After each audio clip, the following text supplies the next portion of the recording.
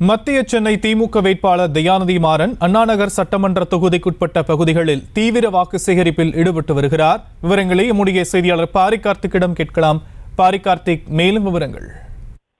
வணக்கம். பிரச்சாரம் முடிய இன்னும் 3 நாட்களே இருக்கும் நிலையில் அரசியல் கட்சிகள் தங்கள் பிரச்சாரத்தை தீவிரப்படுத்தி இருக்கிறார்கள். அதன் அடிப்படையிலே மத்திய சென்னை திமுக வேட்பாளர் தயாநிதி மாறன் அண்ணாநகர் சட்டமன்ற தொகுதிக்கு உட்பட்ட பல்வேறு இடங்களில் இன்று காலை முதலே பிரச்சாரத்தில் ஈடுபட்டார். சென்னை முழுக்க இந்த பிரச்சாரமானது தற்போது சூடுபிடித்து அனைத்து வேட்பாளர்களும் தங்களை இறுதிக்கட்ட தேர்தல் பிரச்சாரத்தில் தயார் செய்து கொண்டு தொடர்ச்சியாக பிரச்சாரம் நடைபெற்று வரும் நிலையில் அண்ணாநகரில் தற்போது தயாநிதி மாறன் அவர்கள் பிரச்சாரத்தை மேற்கொண்டார்.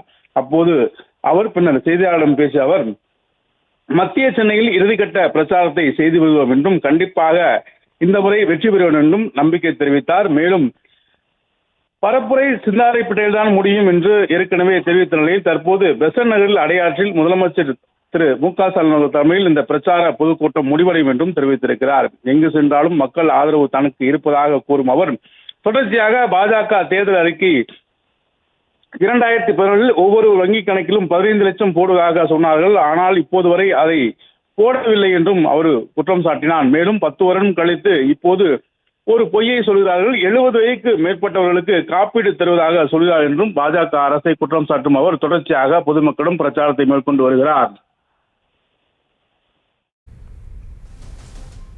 விரிவான விவரங்களுக்கு நன்றி பாரி கார்த்திக்.